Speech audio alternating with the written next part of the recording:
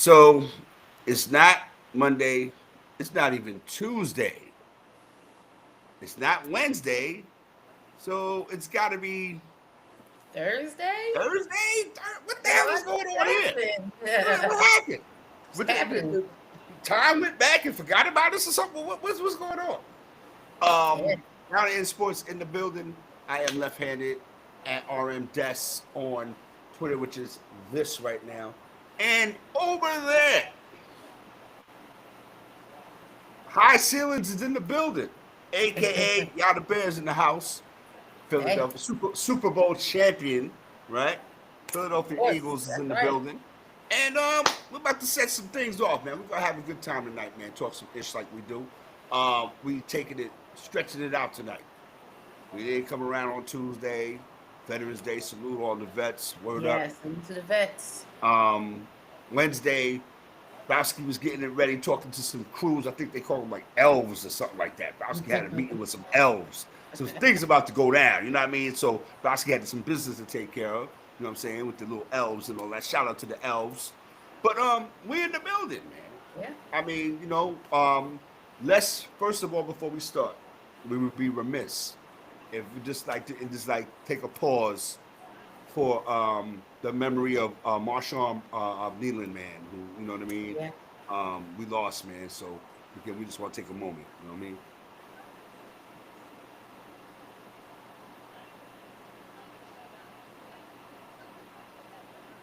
Boom. And we are back in the building. I think we should kind of like set it off a little bit. I mean, because we got a couple of hours, so we're gonna do what to do. You want to discuss that, or did it strike you any type of way? What are Um, your thoughts about I mean, it was very it? sad to hear, someone that young. Um, Hmm. you would think at the height of his life, achieving something that he probably dreamed about as a kid to play professional football for a team that's one of the most watched teams. I can admit to that, one of the most watched teams, in the NFL, a marquee team, and being a Cowboy means a lot to some people. That's a team that his parents may have been a fan of, a team that he may have idolized. A lot of legends was on that team, and for him to make that achievement and still not be happy. You never know what's going on in a person's life, no matter where they're at in life. He just had a fantastic game. He scored a touchdown, Right, right, right. and this occurred, and now he's gone. Someone who took his own life. A lot of people was, speculating like, oh, he's running from the cops. He Right, must right, did right. something, and it was far from that. He was going through something that he thought that this was the only way to resolve it was to end his own life. So definitely prayers, to his family, and just rest in peace to that young man. Yeah, I mean, what can we say? I mean, today, um, it's like you gotta kind of like hold on to people. Sometimes people don't want you to play them close, and sometimes you just have to just say, "Hey, what's up?" You know what I mean? But now that could be mistaken as, you know what I mean, aggression, but it's not at all. Just kind of like, where you at? You good? You know what I mean? So, but again, like Yada said, you can never know what's going on in somebody's, situation, because the only person who knows them is them and what they're gonna do. So we don't know what was going through, Breland's mind during the game, right?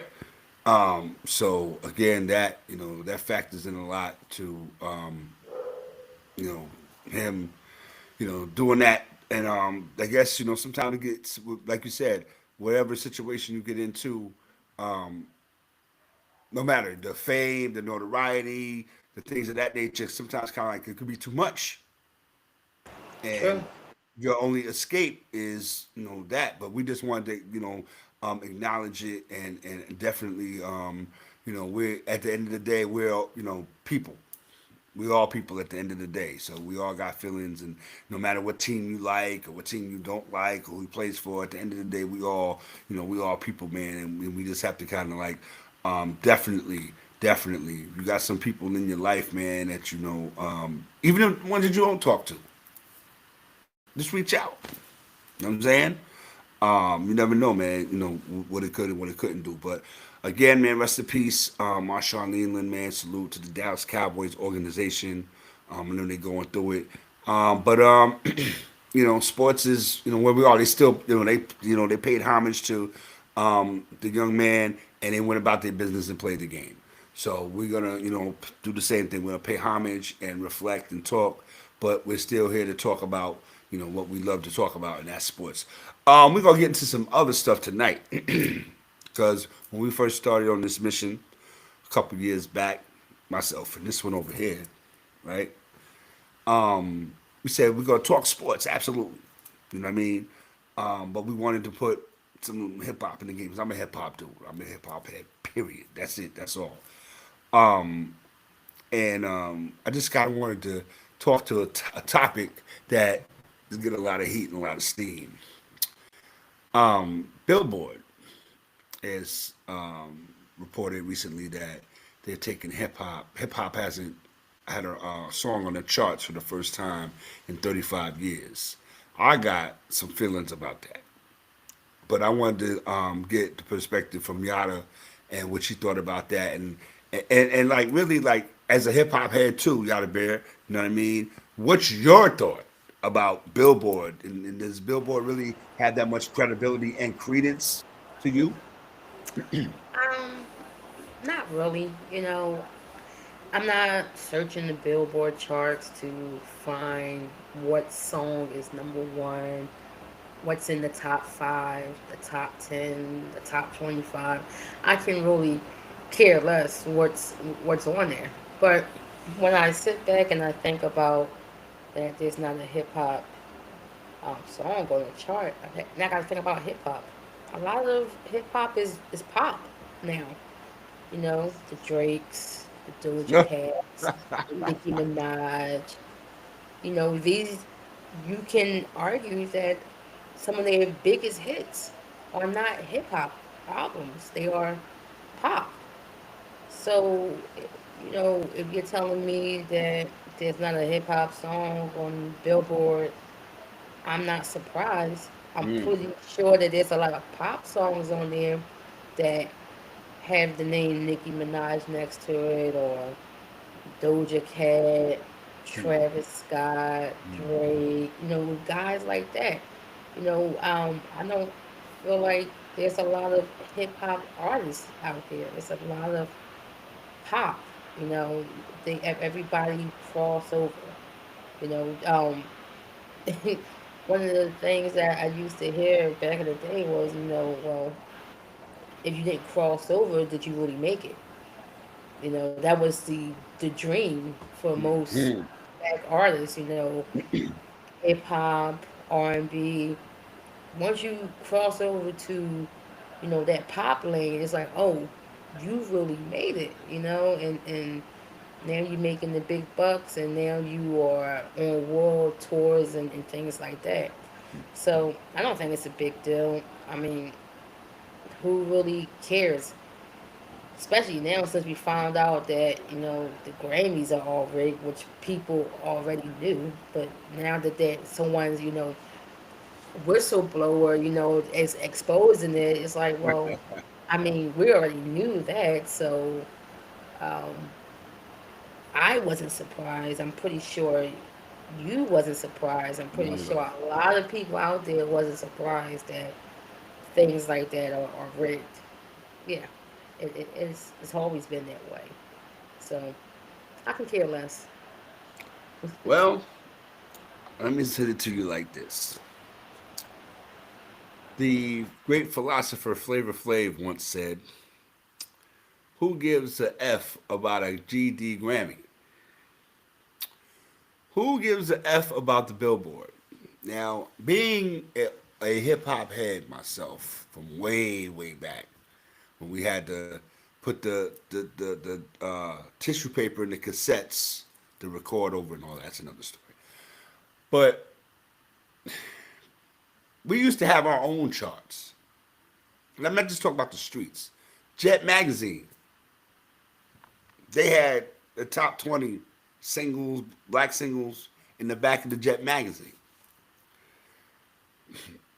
I don't think that Billboard cares about hip hop.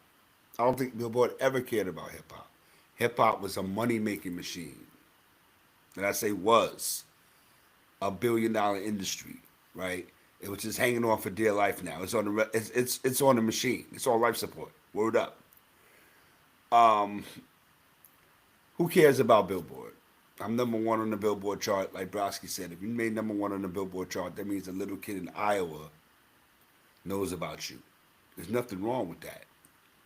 But the only reason a little kid in Iowa knows about you is because you're what? On the Billboard chart.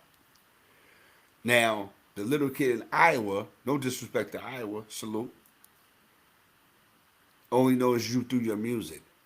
The kid in the Bronx or Philly that just going to see them cats perform or whatever, this is Billboard material. This is what the Billboard likes. But the little kid in Iowa who's begging mommy and daddy to buy this record, which 10 million other little kids all over the place is doing, begging their mommy and daddy to buy this record. And guess what? MC So and So and the Garbage Crew is number one on the Billboard chart. So again, for Billboard not to have any hip hop on the chart for the last 35 years, thank you. You wasn't doing us no favors. And on the note, let me add on. All you cats, I'm gonna name names, 'cause that's how we give it up over here. All you Jazzy Jeff and the Fresh Princes, all you Chuck D's, all you Salt and Pepper Salute for the Hall of Fame and all that, all you Salt and Peppers, all you cats that was mad because when they finally did decide to give hip hop some play at the Grammys, you was mad because it wasn't televised. Like, you can't talk to me about it because I know. I ain't had to read it on YouTube or do no research and all that nonsense. I mean, that is not nonsense, but this is, I'm talking from a perspective of being there, right? It seemed like to me, y'all couldn't make up your mind. Either you wanted to be on the Billboard or you didn't. Because when you say that, you say, oh, we don't care about Billboard. Billboard don't care about us. Grammys don't care about us. Whoop-de-whoop. Next thing you know, oh, I like to thank, and it was for accepting this Grammy. You cannot have it both ways. I don't care how much I like your record. You can't have it both ways. So for the people that are crying, bitching, and moaning about hip hop not being on the Billboard, that's for you. Because the only thing Billboard provided you was a platform to say, so and so makes all the money. So and so sold all the records. So and so did this. So and so did that. While we used to call it organic hip hop, we used to call it real hip hop, we used to call it true school hip hop, right? Now they done put it in another box and call it old school hip hop. Okay, whatever you want to do. But we have seen in recent times that artists from, what we say, the 90s, Browski, which was 30 years ago, selling out arenas. Yeah, Salute Wu still. Tang. Salute Nas. Salute all the artists who never lost the touch. Never. Never. But according to those other people, we out of touch. We don't know what's going on. This is music for quote unquote young people. But you know what the young people did? The young people turned off the mainstream so much they didn't even want to be associated with it. Right?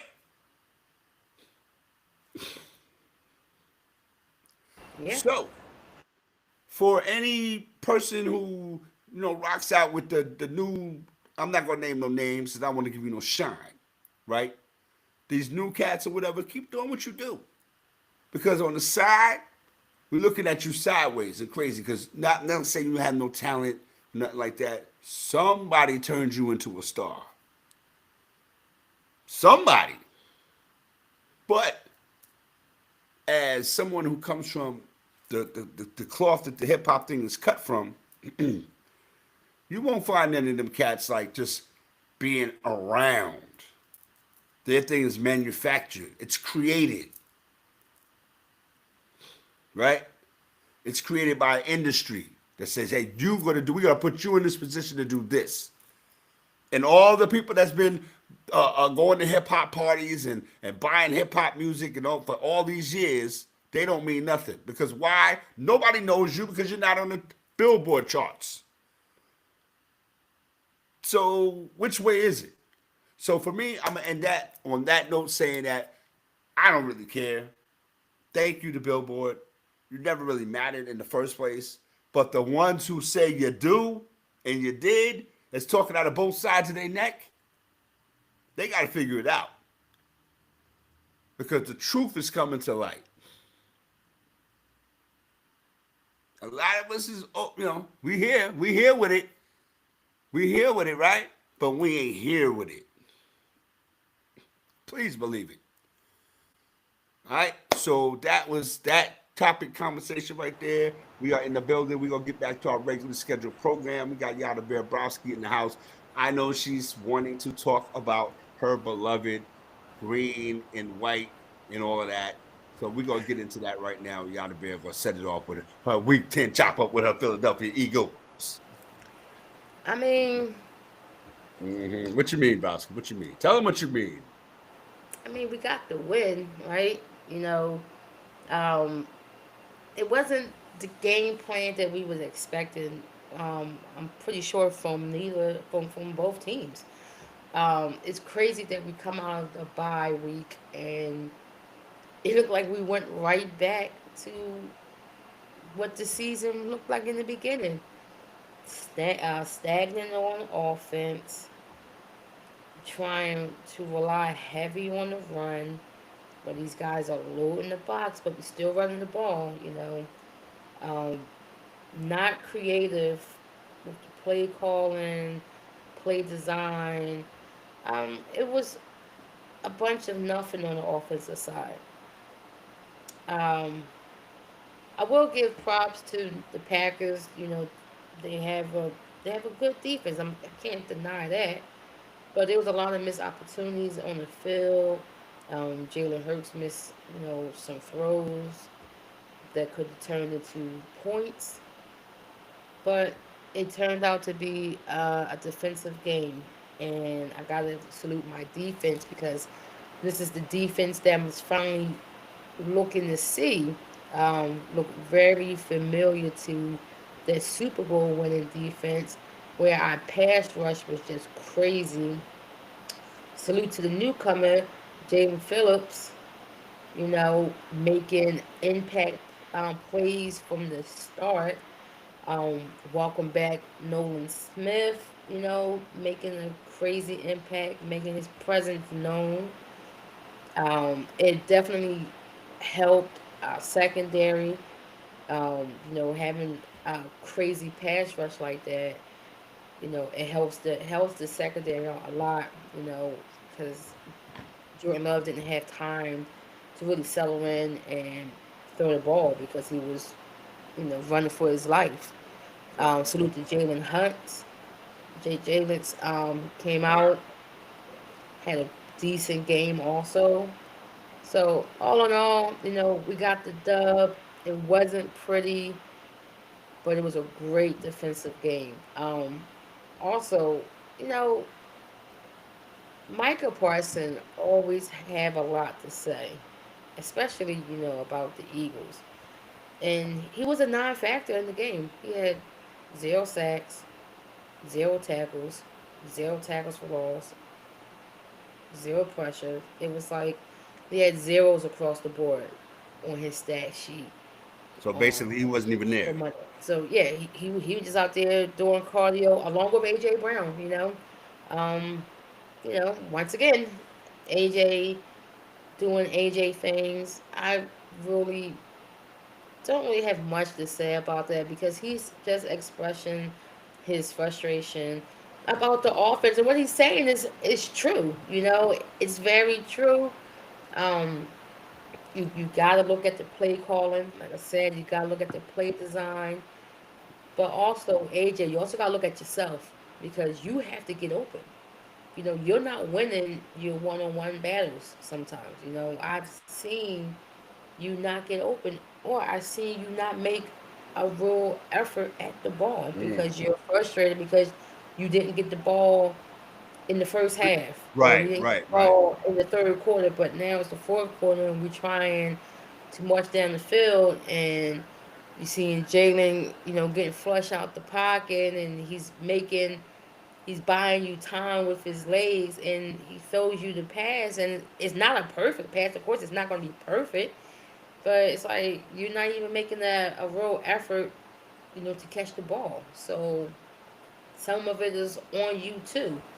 Um, Devontae Smith made one hell of a catch, basically Moss ball in the end zone. And you don't hear Devontae talking trash Right. also, in the public. It's like, You hardly hear yeah, anything from I'm him. pretty sure he may be frustrated too because he's not getting the productivity that he was looking for this season. But he's not on live streams, doing podcasts, or just talking to the media and just expressing it like all out in the open. Sometimes some things should be kept in house. We all see what's going on. We have eyes. We're watching the game. We see that this offense is not clicking. Something is different. Well, you know what's different? The offensive coordinator is different, and this Talk guy to Obrowski. is not living up to our standards. Mm-mm. What we saw last year versus this year, it's like night and day. The one thing about the Eagles, we can sit here and we can gloat about all of our victories. And then in the same breath, we want to fire Kevin Patula. Mm. Because we do. If you give us an option today and say, who would you get rid of? AJ Brown or Kevin Patula? Everybody's going to say Kevin Patula. Out of here. But then you're like, what? What do you mean? You guys are 7-2. You guys are winning. Yeah, we're winning, but this is not our way of winning. Every game shouldn't be a nail biter.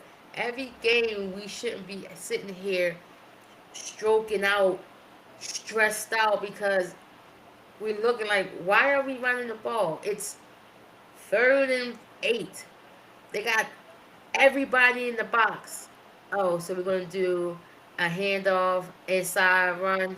Oh, you're gonna try to bounce it to the outside. Like, where's the creativity? How about some end arounds? How about some pick plays that get the ball into your playmakers' hands? Something, some type of creativity. But at the end of the day, we got to shake off Monday, focus on next Sunday night against the Lions, a matchup that people thought that we was going to see last year in the NFC Championship. We was there, waiting for them. They didn't get the memo. They let the Commanders go in there and shut it down. Damn. So now we we have Sunday night, and Amon St. Brown, talked his stuff in the off season, and those things that we don't forget. We remember. And we're going to see. And we're going up against another tough defense. Um, I just need my man Lane Johnson, to be healthy enough because he got to go against Aiden Hutchinson, in that defensive line. And I feel like it's going to be another scrappy game, but hopefully my offense can show up. All I've been asking for the whole season is a complete game from the team. They gave it to me one time against the Giants. I need it against a contender. And this is the test right here. You know, we win this game, we shut down all the talks. You know, who's gonna, rival the Eagles in the NFC? They said it was the Rams. Well, we beat the Rams. They said it was the Packers. Well, we just beat the Packers. You know, they said, oh, the Cowboys is making a resurgence this season. Well, we beat them already. So everybody that they have put in front of us and saying, oh, they're going to rival us, well, we beat them. No, it's the Vikings. JJ and and those guys, and we beat them. So it's like, when are we going to stop worrying about who's going to rival us, and how about y'all worry about what your team going to do in your division? Because right now, when I look at my division, we're 7-2, sitting up top, all alone. We're looking Yeah. around, and everybody else around us, they're falling apart, or they're making moves that's too late. You know, 3 weeks too late, because Mm. I can't see somebody being 3-5-1 making it to the wild card. It's not going to happen. You know, so I'm just looking forward to this week, and always, I'm always going to ride with my boys, but we got to get this offense together, because this offense is looking like trash. Something got to give, and we just got to wait till next week. So go ahead, Um, go ahead, go ahead. I want to thank you for not mentioning my Buccaneers in Oh that. no, I'm gonna let you. I'm gonna You know let what I you do mean? that. I'm gonna let you dig your own Um, grave. yeah. I mean, again, Tampa Bay Buccaneers. What more can I say? Um, the New England Patriots came down to Tampa. Drake May, emerging star, right?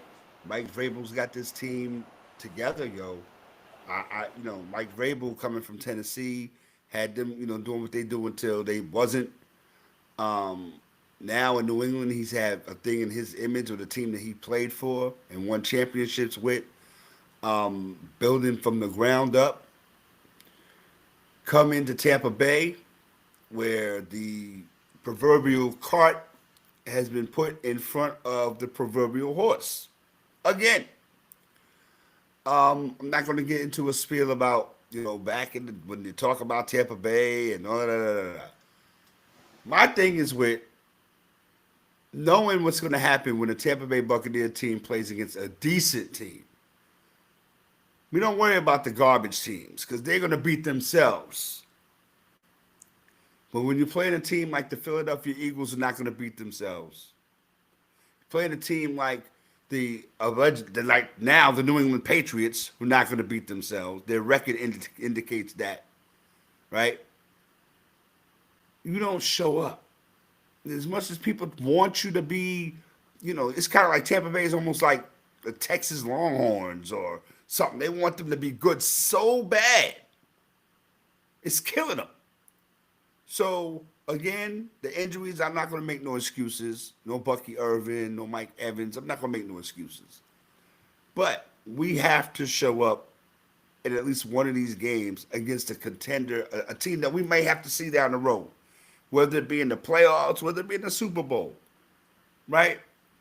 And I'm going to get into this AFC East thing with the New England Patriots. Drake May threw for 270 yards. Baker Mayfield threw for 273 yards. The kid Henderson made it look like he was running like on a different speed. And again, for as much as they talk about my defense, and Sonny Cruz, I hope you're listening. For as much as they talk about the Tampa Bay defense, that defense sucks. It sucks. No, I don't want to hear nothing about the 2000s, and I don't want to hear about that. You're not on that level. You're not. You can't convince me. And Tom Brady's not walking through that door to put the battery in your back. Like I said back in them days. The only reason y'all was going hard body karate because Tom Brady was there. And you proved me right by winning the Super Bowl. So again, 2025 Tampa Bay Buccaneers. Todd Bowles, you're supposed to be that defensive guy. Now you're just on the defensive. They ask you questions. How does he fix this? I'm tired. I've been talking about my secondary for 3 years. Since I knew Browski. I've been talking about my secondary. My linebackers. You make a play here and there, as you should. My D-line. YADABEAR can't do it by itself. Right? So when I'm seeing this kid Henderson just running, slicing, just making us look real crazy out there, I'm asking myself, I said, what? I said, man, what the hell is going on with these Buccaneers? Where is this team that everybody's supposed to be, they're on the come up, that Baker Mayfield's got 4 fourth quarter comebacks? I wouldn't be surprised because you're always behind. When you go play a game from first quarter to the final whistle that you do, I'm not asking you to beat somebody 51-3. I'm not asking for that. I'm asking for a game, offensive, defensive, and special teams. All 3 aspects of the game. Give me an 8.5. I'm not asking for 10 across the board. That should be good enough to win. No matter whether it's the Eagles, the Colts, right? Green Bay, it shouldn't matter. You just don't show up. I don't care what your record says, because you beat a lot of garbage teams. Tell me I'm lying. Who did you beat that is a Super Bowl contender right now? Tell me, Browski. And I'm talking about my own team. Who did we beat that's a Super Bowl contender right now today? Seattle? We'll find out about them on Sunday, right? But I'm just saying, man, like my Buccaneers, man, I love my team. Straight like that. I love my team. So with that being said, it gives me the authority, or like my man Cartman, the authority to speak on my squad the way I do. I'm not saying Baker Mayfield sucks. What did I say, Browski? I said Baker Mayfield needs to stop doing what? Playing hero ball. That's what I said. We're going to get what we can out of Sean Tucker, Rashad White.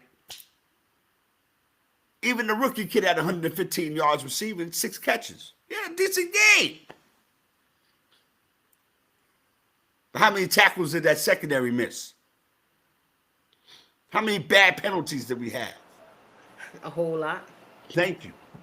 It's the and how does that get misconstrued as a quote unquote contender, Browski? What did we talk about a couple of weeks ago? Who's contending and who's pretending? What I say about my Bucks? We're pretenders, not jive pretenders. That's some other stuff. But you're faking the funk right now. And we talked about the schedule. We're not going to get into it this week. We talked about the schedule last week. You got Buffalo coming up on Sunday. Make it happen, because you got a bunch of cream puffs that, that's how you're supposed to make up your schedule with, now the Bucks are, 11-3. Right? And now we're supposed to, oh my God, they'll be on a certain network talking about, the Bucks are Super Bowl worthy. But who did they beat? Yeah. I mean, you played the hell out of a tough game. You what I say about my Buccaneers, Browski, the Tampa Bay Buccaneers game is like an episode of Batman. I said once, I said again. You got to tune in for part 2. Same Buck time, same Buck channel. You don't know what the hell is going to happen. They could be up 21-0 and lose 24-21. And vice versa. Mm-hmm. So I'm asking myself, I said, what? When are the Buccaneers going to really make you a believer? Go up to Buffalo on Sunday, beat Buffalo. I don't mean like a last second field goal or none of that.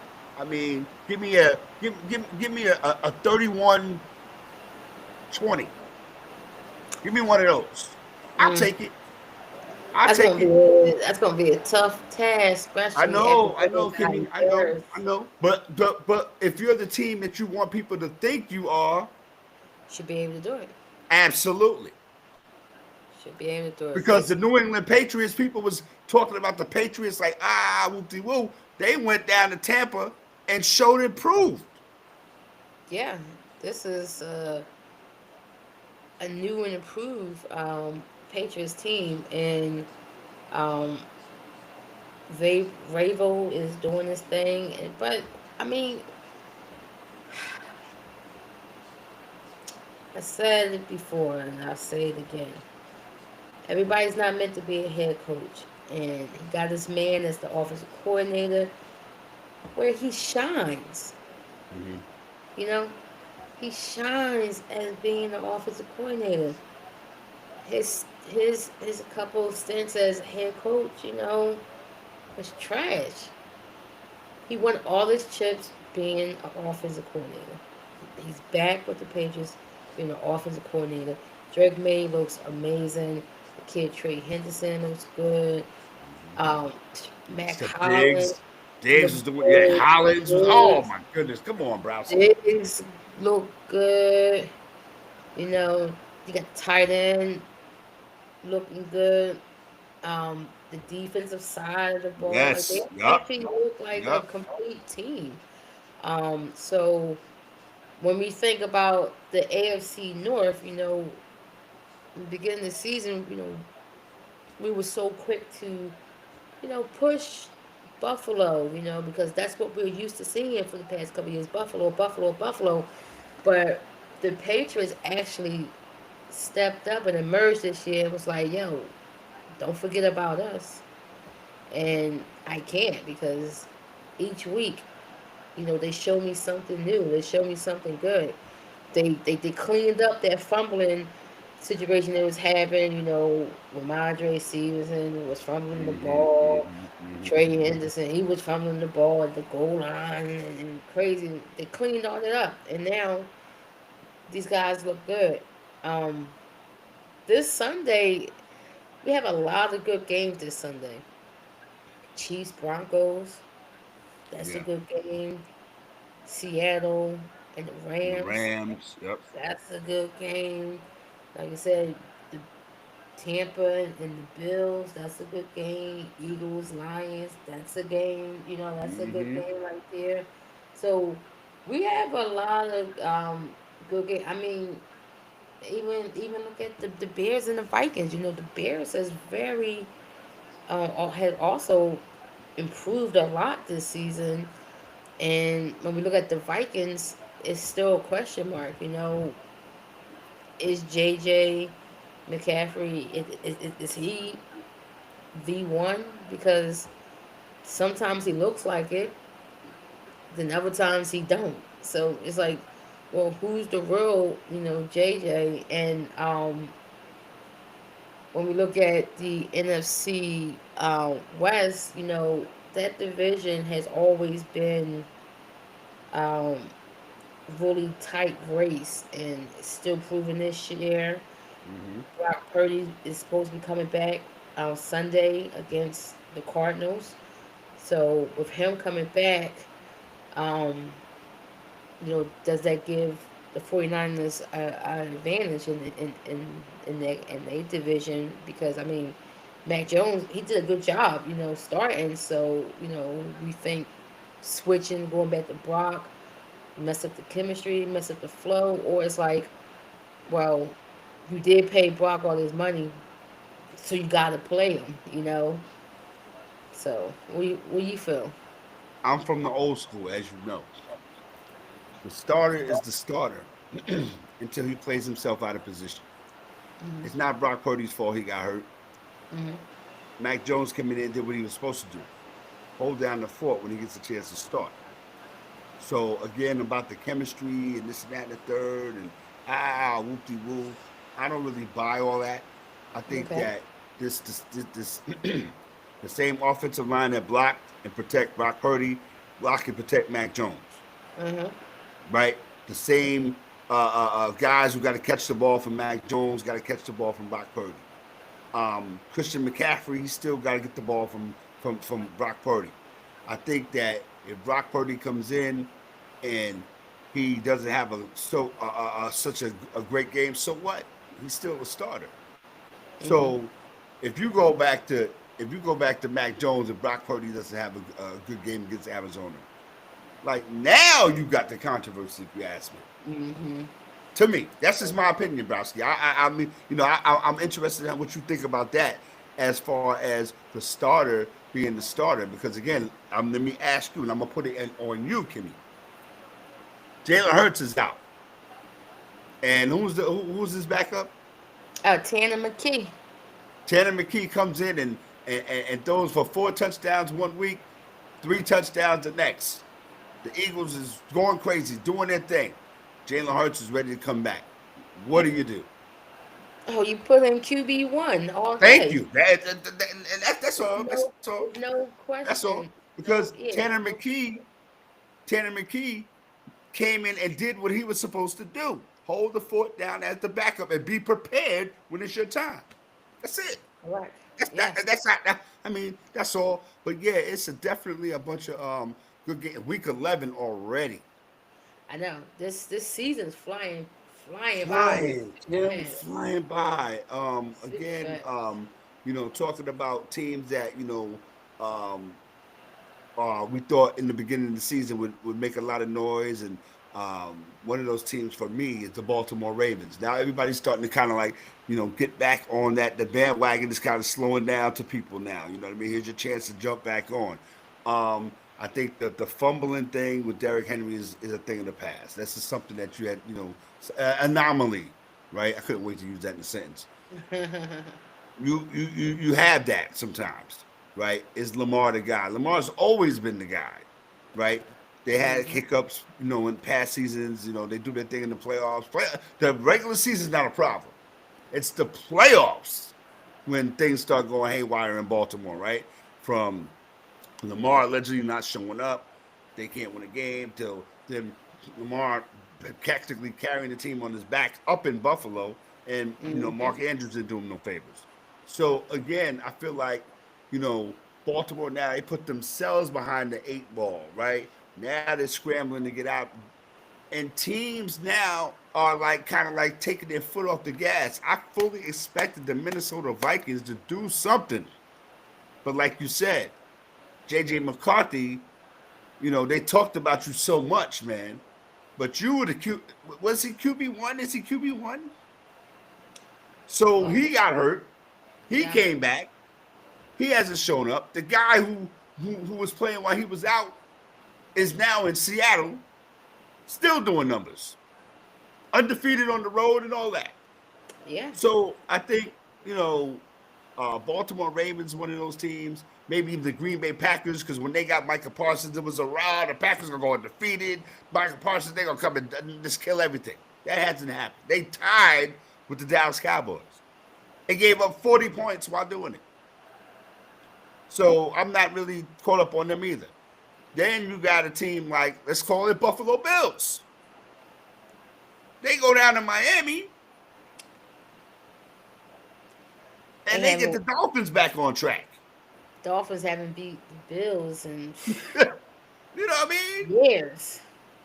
I mean, this is the type of season that we having right now, and again, we talk about teams like the Chicago Bears, where Caleb Williams 1 week he looks like he's ready, ready, ready. Then another week he looks like he's regressing a little bit. That's what's going to happen, right? Hmm. It's going to happen. I think that Caleb Williams is the guy for Chicago until proven otherwise. And what do I mean by that?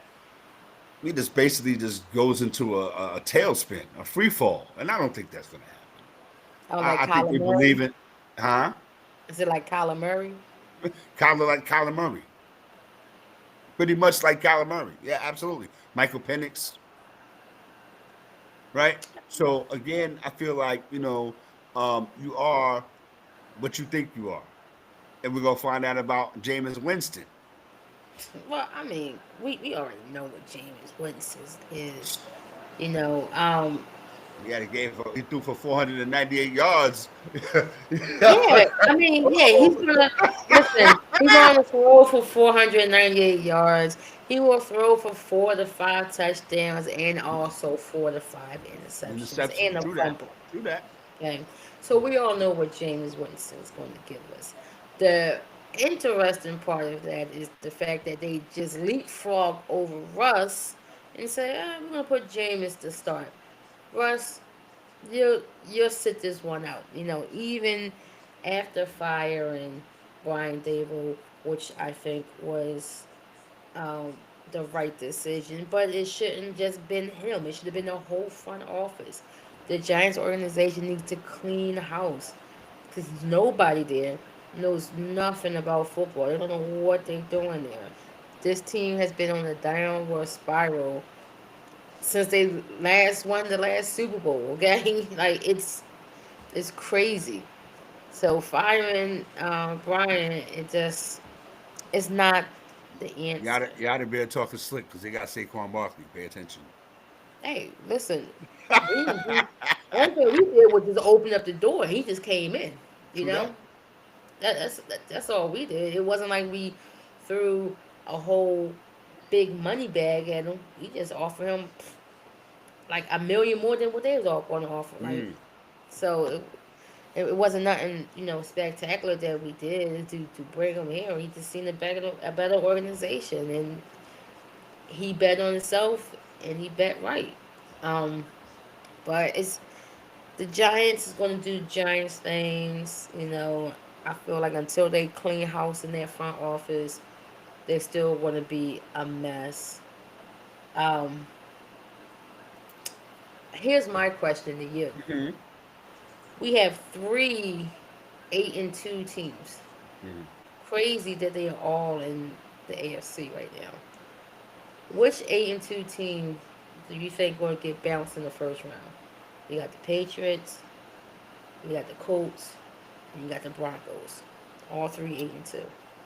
Well, you could cross the Broncos off the list because I got them going to the Super Bowl. Remember, right? I'm standing on my square, right? So cross the Broncos off the list. Wow, Browski, that's an interesting question. You got the Patriots, Mac Jones, and we talked about what they did, their firepower and coaching with Vrabel and all that. Then you got the Indianapolis Colts, Daniel Jones, a reclamation project if there ever was one. But he's back there with a true Indianapolis Colt because he's stomping and running over and through everything. Jonathan Taylor. He's Yes, got he some is. receivers to work with. Here's the thing, Kim Browski. The last 3 weeks with the Indianapolis Colts haven't went so well. I'm hoping that Daniel Jones isn't, because when you have a great year like Daniel Jones has had up until this point, and then you have a game where you throw a couple of picks and you have a couple of turnovers. Then you have the same game, you have a pick and you have a turnovers. Then you Mm-hmm. go to have the Pittsburgh Steelers thing, and then it starts to snowball. Now, which is the real Indianapolis Colts? The ones we saw in the first 6, 7 games, or the ones we see in the last 3 games? Even though Jonathan Taylor went crazy overseas, He did. they lost. No, no, no. They won. Did they They win that came back. game? Oh, they Yeah, they came back came in back. They won. Atlanta? They won in overtime. Field goal. Oh, overtime. Okay, because I left that game. But Mm-hmm. again, the Colts, was a team like, oh, the Colts are going to do numbers. They're taking over. They're doing this. They're doing that. They're doing the third. I respect the Colts, but your question was which team would I think will get bounced in the first round in the playoffs? Yeah. Patriots. Okay. Okay. Patriots. I think, um, and it might be at home because they might win the division. True. So, ask me that same question about the NFC. You already know what I'm getting ready to say. Well, I mean, in the NFC, we got three teams that's 7-2, and two of them is in the same division. So we got the That's Eagles 7-2, mm-hmm. Seahawks, and the Rams are Rams, seven and right? two. Seahawks and Rams, and they play Now each other on Sunday. they play each other on Sunday. Now I can say which division leader do you see getting bounced in the first round? So it'd be either Tampa Bay, Eagles, Lions, Tampa, or Seattle. Tampa Bay. You didn't even think about that. Nah, Okay. it's not because again, we talked Bowski, and this Buffalo game should mean a lot to Tampa Bay because the next game you got New Orleans, Carolina twice, I think, Atlanta, Miami, Yeah. LA. Ah, Now, now, go now. ahead. Here's the thing.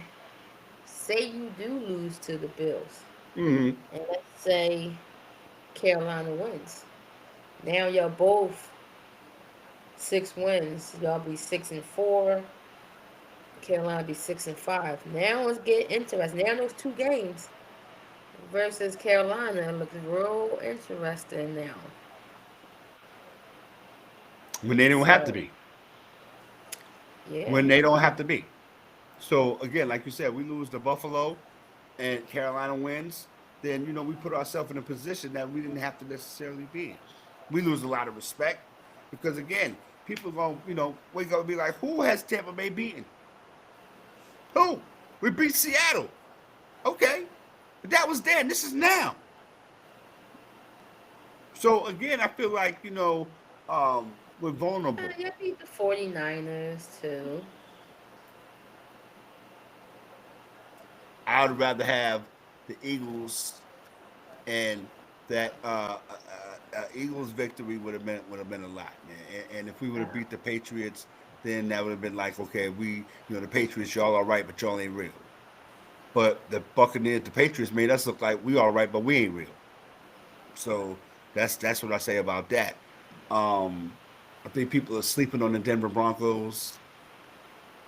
Again, I just something in me is saying Sean Payton and Bo Nix gonna get it together with that defense that they have, that running Well, game that they have, the receivers that they have. They gonna pull a couple of surprises in the AFC playoffs.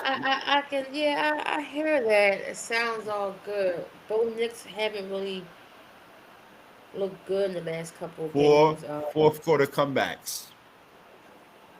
Yeah, okay, but he still hasn't really looked that well. Four fourth quarter comebacks. RJ Henry has he looked great. You know, RJ been running through people over there, so it seems like he's carrying the team instead of Bo Nix. Defense is playing good. We'll see. A big test this Sunday. Against the Chiefs. You Yep, know, yep. The to Chiefs got be to the get some man, respect you back. got to beat the man. Yeah, And the yep. Chiefs have been playing really good. You know, um, since they got their guys back. It's been the dog fight. With the Chiefs, but you can't count them out. But we'll see. Like I said, Sunday's going to answer a lot of questions. We're going to see Well, a lot of those questions answered. the Broncos and are going to have to be the team that has to kind of like play with their hair on fire, but knowing that that the last few recent games against the Chiefs have been good. I think they actually won a couple of those games. hmm No, So they play them really tough. It yeah. should be So again, really outside of it being a division game, and outside of it being the fact that those teams that we probably have to probably see each other again, or going to be right fighting for the AFC West, it's going to be yeah. very very interesting to see um, how the Broncos react in a pressure situation, right? So we'll see how that goes. Um, we done with the NFL? Yeah, and I feel like we just got some breaking news coming from baseball. Let's go. It looks like Shohei Ohtani has won NL MVP. What else is new? It's like what else what else can you do, to win the MVP from Shohei? Like, I, Who else is going? And here's the question for me: who was second, and how far behind did they finish? well, Kyle Schwarber, finished second. Okay. How many votes did he get? Uh, let's see. Well, guess what? He didn't get any first place votes at Mm. all because Shohei got all 30 first place votes. It's crazy. 30 first place. Kyle Schwarber can get not one first place vote. Third place, Juan Soto. Fourth place, Gerardo Pena. Perdano. Padano. And then in fifth place, Trey Turner. Mm. Got You some. at least you had two Phillies in the Yeah, in the but vote. it's like this guy 30 first place votes. It's crazy. And it's not like he was extremely dominating on the mound this season. Um, it's crazy.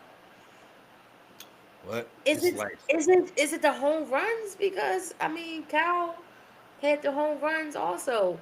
This is a regular season award. Maybe it's I'm, something I'm, called, yeah. Well, I mean, they I factor in. mean, I feel like they factor in the postseason, and a little bit, I mean, listen, I can't deny that this guy we're watching walk hmm in history with right? Shohei, but it comes to a point. It's like, well, all right, we know Shohei is going to, have a million home runs. And oh, here we go. Breaking news number two. Your man, Aaron Judge, Aaron Judd, has won the AL AL AL MVP. MVP. He eased out Kyle Raleigh, which is surprising. I thought Kyle Raleigh was going to walk away with it. Kyle had what, 60 something home runs Two sixty two. Yeah, as as a a catch catcher, switch hitter. switch hitter catcher. So, it's crazy. Now I want to And see how many first place votes this guy got. Cause let me say this: if I had a vote, I would have voted for Cal Raleigh. I would have voted for Kyle Raleigh also. I would have voted for Cal Raleigh. And the reason why I would have voted for Cal Raleigh is because when are we, we just seen Aaron Judge hit a million home runs, seen him break the AL record. When are we ever going to see a switch hitting catcher hit 60 home runs? When? But the Yeah, bad thing about it, I'm gonna say this, Basket, as a baseball head, the bad thing about it now it's to be expected. If he hits 40 home runs next year, he had a bad season. absolutely. You know what I mean? They're gonna say he fell. They're gonna say he fell He off. fell off, right? So for me, I think that's just me. For this season, it would have been any other season, Aaron Judge all day. But here's the thing: the caveat with me with Aaron Judge, they hyped this guy up to be this all time great, and this and that and the third. In October, he turns into an all time bum. So for me, this season, this particular season, these 162 games from March to September, I would have gave it to Cal Raleigh. I don't care about all those numbers. What do they mean now in the grand scheme of things? That's what I would say to somebody. Oh, but Aaron Judge did this and his WAR and his OBS and all. I don't want to hear about that. Where's the ring, son? Matter of fact, where's that ball that you dropped in the fifth inning last year in the World Series? I knew he was gonna say that. Where is it? I knew That it. should be in the Hall of Fame. That should be the MVP. Like, I That's don't understand. crazy. Reputation, it goes a long way. Now, oh, he's the reigning MVP and this and that. I don't want to hear that, man. I don't care Yeah, about that. that's So that's why I crazy. would have gave it to Cal Raleigh. Go ahead, Browson. That's why I Can't. would I have given it. can't. Yeah, I am shocked at Kyle Raleigh not winning the MVP, the AL MVP. I thought, boom. As soon as he hit those home runs, I said, all right, it should be in the bag. You know, that's crazy. Now you gotta do it all over again. Yeah, cause what are you gonna do now? Like, Right. And that's my point, Kimmy. That's my what? point. Now you gotta do it all over again. Mm, That season that Cal Raleigh had was an anomaly. You'll never see that it again. was. You won't ever see that You again won't see that because again. these Hmm. baseball writers are like Yeah. these guys. Talk about it, Browski. It's something else. It's like we are watching a historic event happen with Kyle Raleigh, like you said, switch hitter, Hmm. catcher, 62 home I think runs. about 62. And he's a top defensive catcher at that. Top was yeah. So it's like crazy. Bronx, Seattle, from the Hmm. ashes to the ALCS. postseason. You know, they brought in a guy Rodriguez when they thought he was going to be Yeah. We the talked man. about that. Yep. That's right. He's the face of the team. Then you get this catcher, Kyle Raleigh, out of nowhere, great catcher, and just a monster at the plate. Hmm. And you give it to the flashy guy. That's what it is. It's the flashy guy, you know. The flashy guy who can't catch a fly ball in the World Series in the fifth inning. So like that's Browski, you already know I'm gonna stay on that. yeah, I I'm gonna know stay you are, on that. but I to am me, absolutely, absolutely. And what? to I'm me staying on that. that's That's just more absolutely. that's disappointing to me. Yeah, Browski. I'm Yeah. not even mad at the fact that Kyle Schwarber didn't win because I Mhm. mean, how can you win against Shohei? You gotta hit 80 home runs. Like Right. you gotta hit 80. And pitch out the bullpen. Exactly. So, but for them to give Aaron Judd, Yep. What was the vote? Do you see what the vote was? they didn't show the vote. I bet you they I, never. I, Yeah. Uh huh. they and that's what makes it even fishier to me because they were so quick to show I hurried up the and showed the email, Otani, right? oh, he got 30, first place votes. So I'm like, all right, cool. So what? How many first place votes did Aaron Judge get? It had to be close. It had to It be. had to be it had to be extremely close because they won't show the vote. Mm-hmm. Mm-hmm. And I need somebody to talk because I need these guys to explain. I need those old farts because majority of them are old to explain this decision and why they feel as though this guy was worthy. He had such an MVP season over Kyle Raleigh, who had an MVP season. You couldn't ask for anything more than what he gave you. Only thing you asked for is a World Series. Right. Right. Right. Right. And he Right. got you Right. closer than you ever been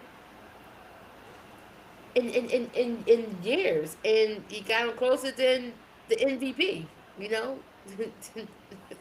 I just I cannot. mean, is it crazier than two managers winning the manager of the year 2 years in a row? For two Like different. that's crazy. That's Like like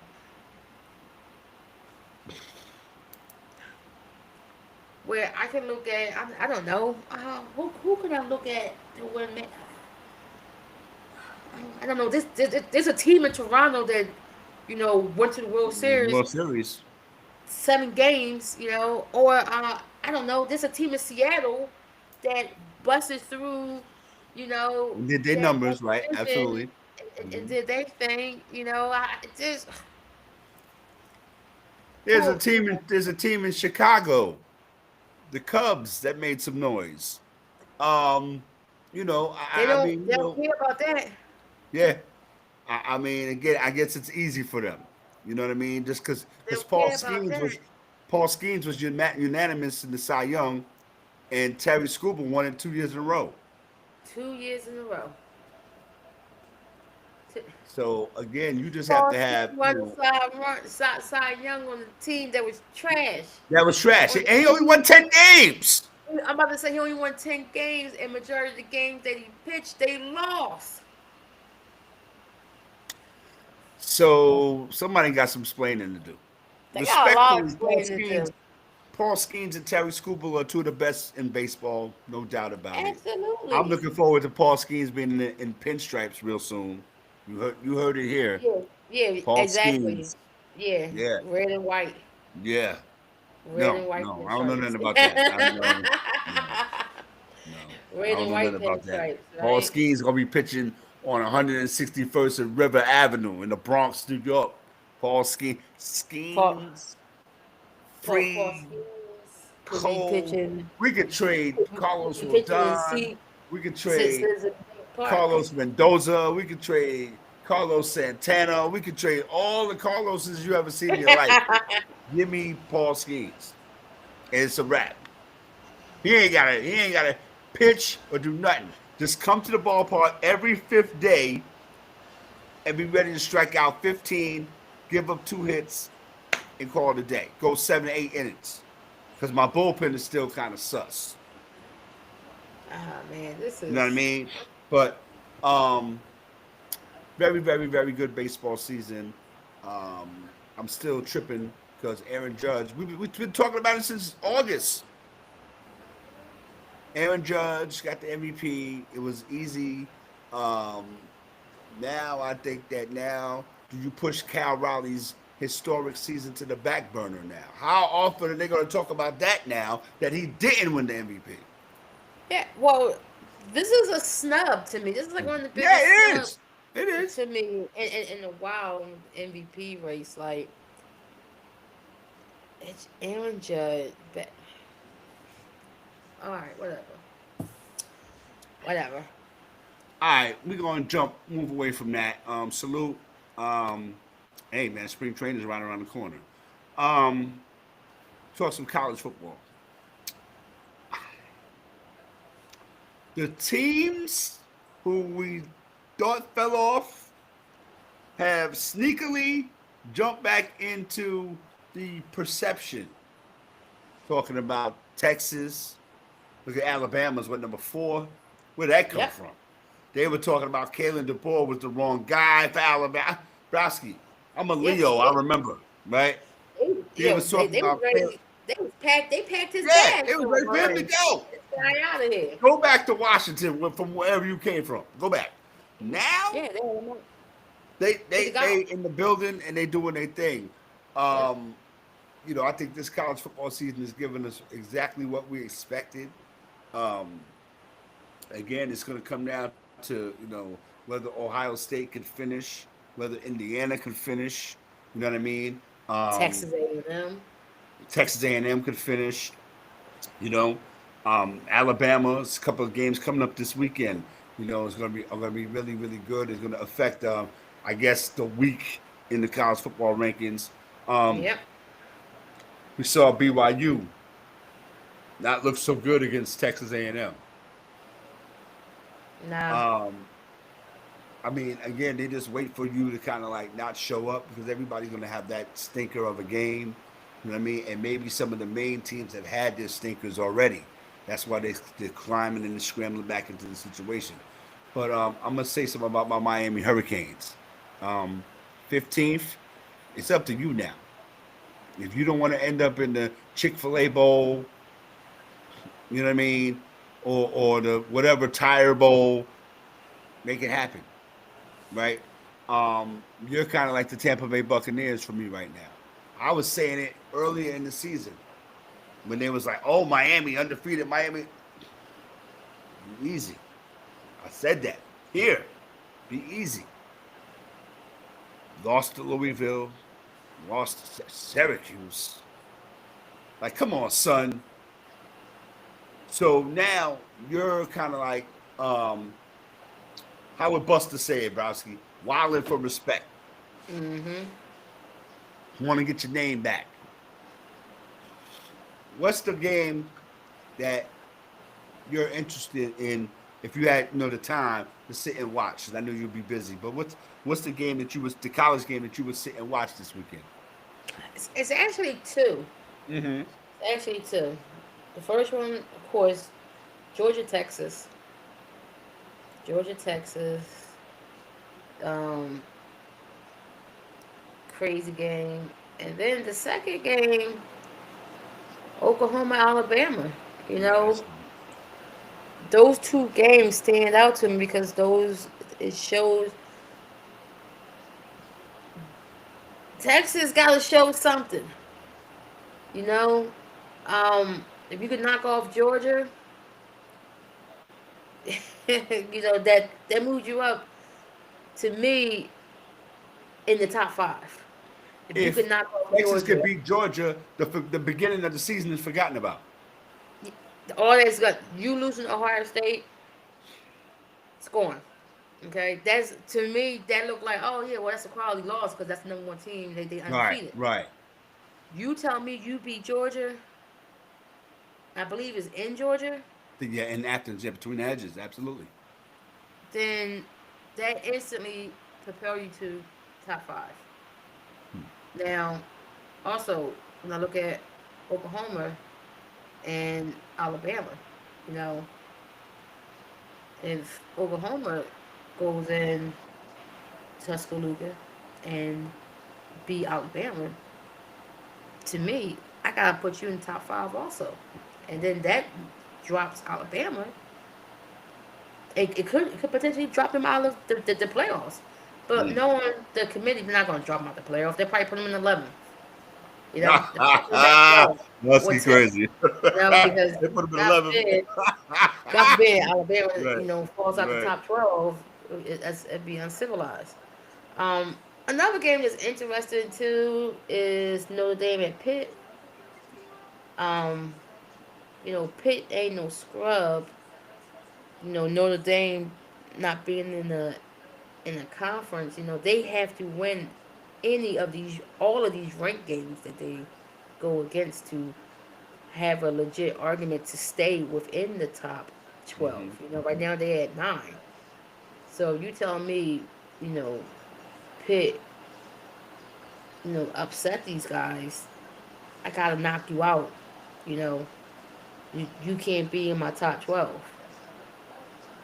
So this week is gonna this week's gonna be pretty good college games too. It's really starting to shape up this the top 12, and BYU they Aaron sit Judge had at seven. 12. Aaron Judge had It's, 17 first place votes. Cal Raleigh had 13. that's ridiculous. 17-13. Yep. They gotta All explain the that. first, all the votes went to first place votes went to Aaron Judge, who had 17, and Cal Raleigh, who had 13. Judge had 355 total votes. Cal Raleigh had 335 total votes.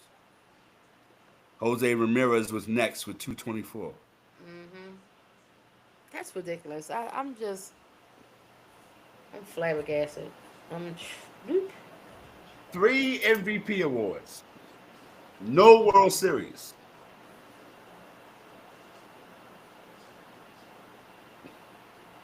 Mm-mm. Joe DiMaggio, Mickey Mantle, Yogi Berra. They got And three MVP awards. They also got they the also World got World Series. Series. So, You know what I'm saying? So um, off of that, but back to the college football. What Browski was talking about. BYU totally got introduced to real life, right? came in People are fast. waiting for that to happen to Indiana. What do you think about Indiana? Do you think Indiana's really deserving of a spot? I mean, they're doing what they do, but you think that they're going to finish undefeated? I'll ask you that. Oh man, Indiana undefeated. Let me see what they got coming up.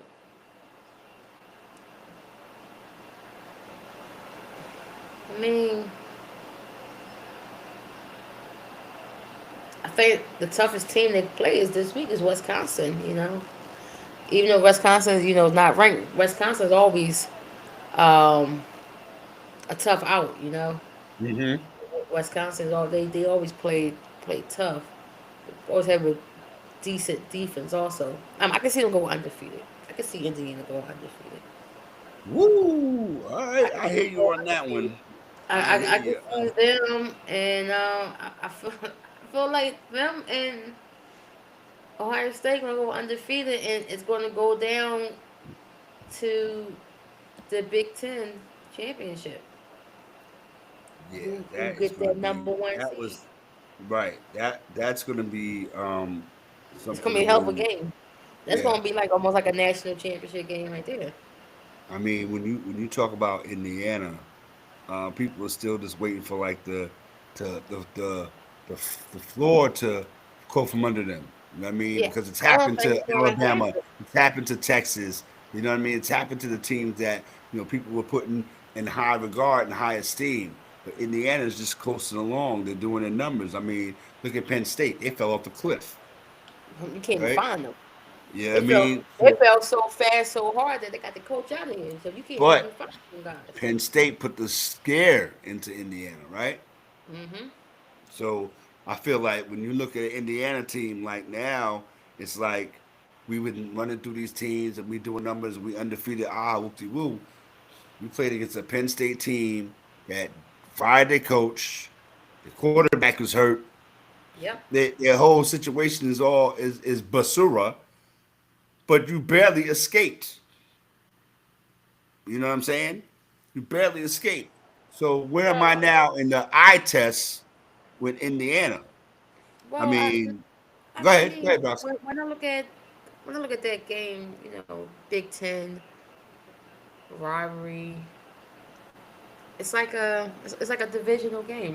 These guys gonna play each other tough. Um, them barely winning. I didn't see really any big fault of it. I still think they deserve to be the number two team in the country. So um, I didn't really it didn't really bother me that much that they scraped past Penn State. It would have bothered me if they were lost. I'm like, oh, what? These guys are frauds. Mm. They found a way to win. These guys are frauds, Yeah, son. they'll find a way. They found a way to win. Um, No doubt.